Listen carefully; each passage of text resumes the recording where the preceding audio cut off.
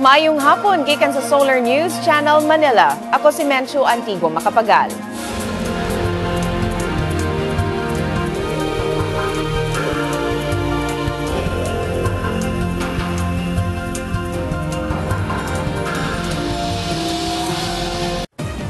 Aniyan ang front pages sa mga pamantalaan sa Sugbo. Sa Sunstar Cebu, plano ni Cebu City Councilor Margot Osmeña nga mangayog tabang gikan sa UNICEF alang sa Parian Drop-in Center.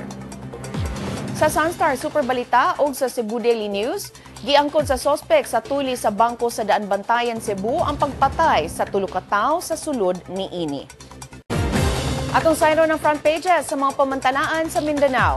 Sa Sunstar Davao, mihangyo si Davao City Mayor Rodrigo Duterte ngadto sa mga otoridad nga hingusgan ang kampanya batok sa rice smuggling. Sa Bandera, Mindanao, buot sa duha ka kongresista nga susihon ang kaluwas sa breast implants.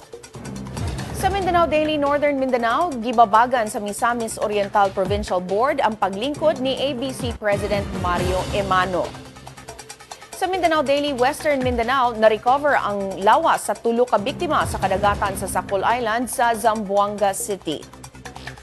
Sa Mindanao Daily Caraga, gilaraw sa mga Filipino-Chinese traders sa Butuan City ang pagpakig-alayon tali sa China. Ug sa Mindanao Daily Davao, giawhag sa Davao City Environment Office ang tarong nga pagpanglabay og paper waste. Sa kapin 7,400 ka civilian employees nga gi-hire karon sa Philippine National Police Lukupnasod, kapin sa 300 ka pwesto gigahin alang sa PNP Region 9 ug kapin sa 400 alang sa Region 10. Si Jong Kajon sa report. Jong?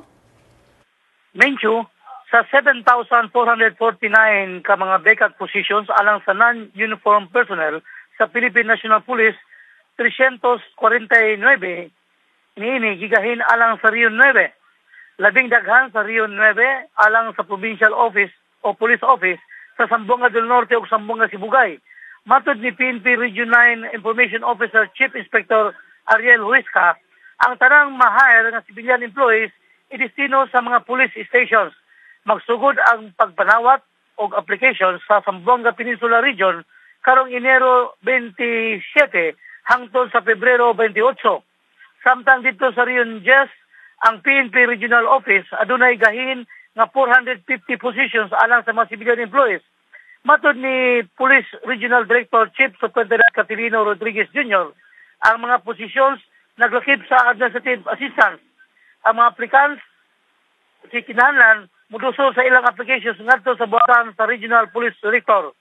Gawa sa administrative aid positions, tanang mga civilian positions kinahanglan o first level civil service eligible. Ang PNP buot muhulip sa mga pulis kinsa na-assign isip mga clerk sa mga opisina sa kapulisan. Plano sa PNP nga idestino ang mga pulis ngadto sa kadalanan alang sa pagpalambo sa visibility. Mincho? Daghang salamat, Jong Kajon, reporting gikan Pagadian City. Kung buot ninyo matanaw pag-usabang episode karon sa Solar News Cebuano, i-like ang among Facebook page, Solar News Cebuano. Bisitahi sabang among website, www.solarnews.ph.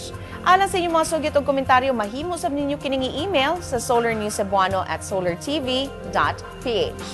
Ug mao kadto ang Solar News Cebuano. Hangtod ug mapuhon, ako si Mencho Antigua Macapagal. Daghang salamat ug pag-amping Kabisayan ug Mindanao.